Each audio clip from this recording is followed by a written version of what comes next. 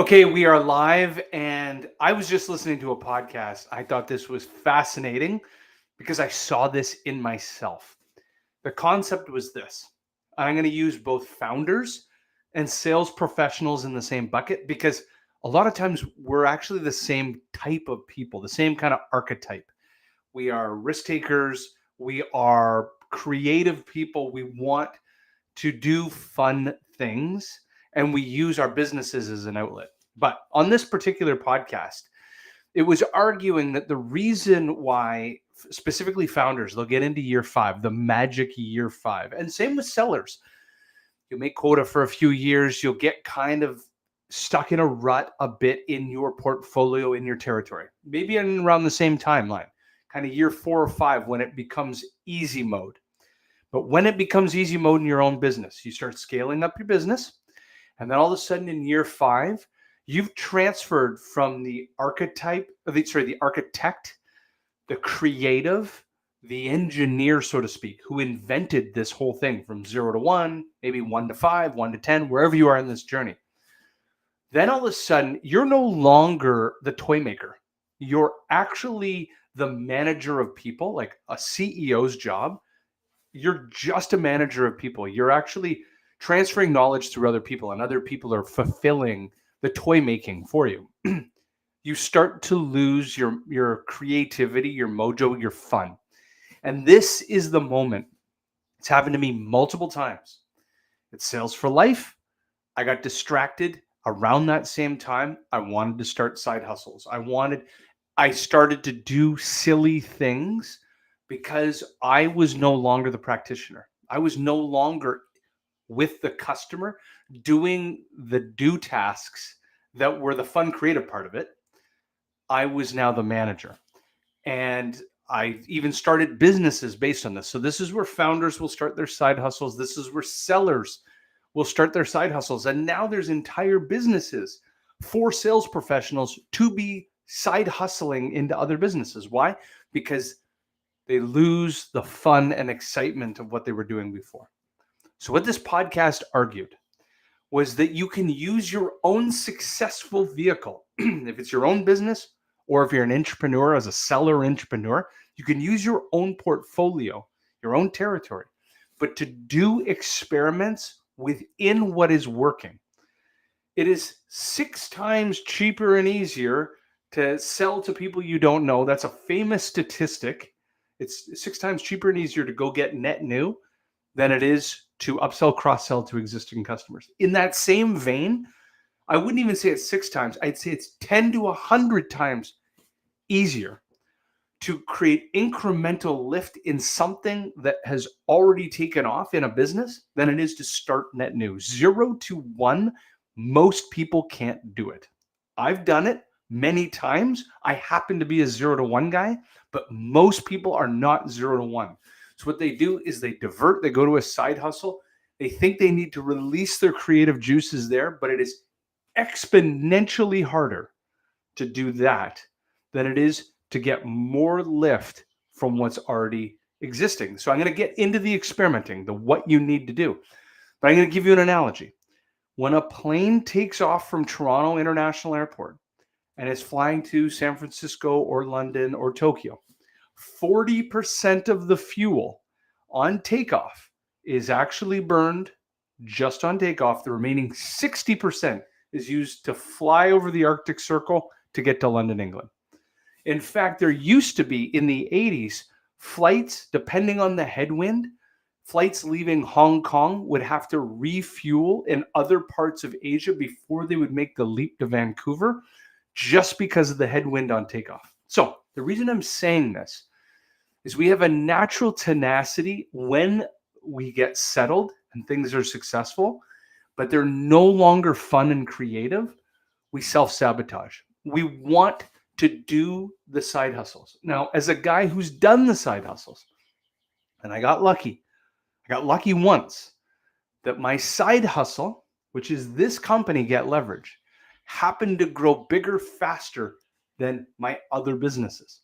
But in every other instance, the side hustle was a diversion and a distraction, and a purposeful diversion and distraction because I was no longer having fun in my original thing. But what I didn't realize is that I could have experimented within that vehicle and I would have saved myself years of heartache. I would have had better cash flow. I would have had a more successful outcomes if I had just stayed the course. So here's what this podcast was talking about. It's recommended that you create fun and creativity within your own entity. That's one. But when you think of any project, as an example, let's say you wanted to release and invent this water bottle into the world. The part you know you don't want to do is hammer out the aluminum and paintbrush the nozzle, as an example. What you want to do is you want to be the designer. You want to be the visionary. You want to do the architecture design, and you want to be able to stand on stage and try to sell this to other people. That's a $500 an hour value creation. So you can create creativity and experiments within your own business. What you need to be thinking about are all the crap tasks, the rote, mechanical, the things you don't want to do. And you need that to give those tasks to other people. And by doing that, you will unlock all kinds of fun in your own business, or in your own portfolio, in your own territory.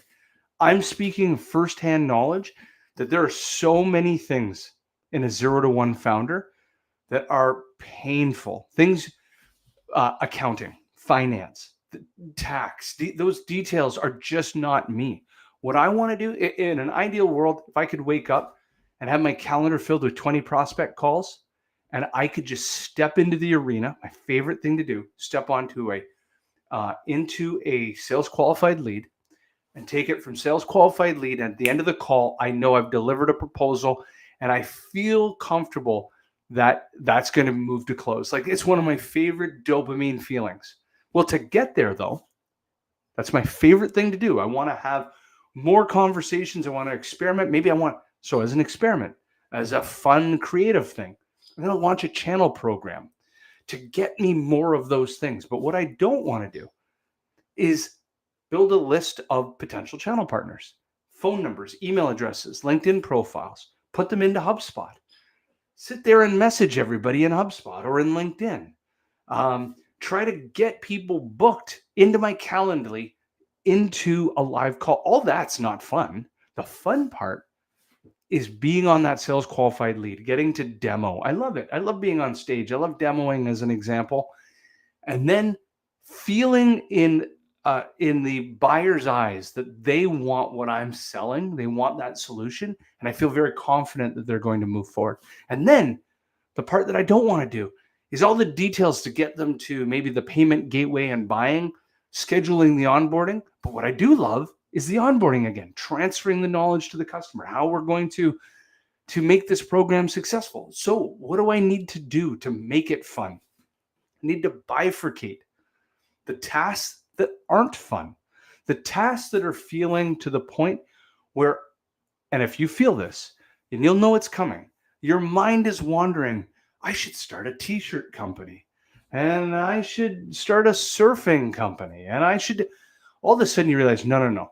It's you're trying to create distractions from yourself because there's parts of your business or parts of selling that you hate. Separate those. Those are the $5 an hour tasks that you didn't realize or think were part of either entrepreneurship or selling, but you got stuck doing them. And they're just part of the job. But for $5 an hour, $7 an hour, whatever it is, you can pay other people who do this every day, who love this opportunity, to take all of that off your plate. So you can do the fun things. You can do the strategy, the design of the campaign, the architecture of the campaign. You could show up to the calls and transfer your knowledge and best practices to the customer. That's $500 an hour value creation. You can invent this, but you don't have to actually be the one that paints it black and hammers out the aluminum. You could do, other people could do that. What you don't realize in those side hustles is there's going to be an endless myriad of things you hate just as much, or the things that are boring you in your existing thing right now. There'll be an endless supply of them. All you need to do is release yourself of the things you hate doing, can't do, shouldn't do, and you focus in on the real value creators. There's a great saying that, so in 2018, I took on mentors, Matt Shears and Greg Alexander at Sales Benchmark Index. And it was put into my head and I'll never forget it. And they drew on a whiteboard. They said the only people that should be owners of a professional services firm, which I've been owners of a professional services firm, they drew out that those owners should only do one of two things. They should either be a rainmaker, drive new business, or the inventor of new intellectual property. But every other task is not for the equity owner. Those are for the other people. And where that stuck in my head is they were basically saying, these are the value creators in the business. That's worth $500 an hour. Make it rain, invent something new.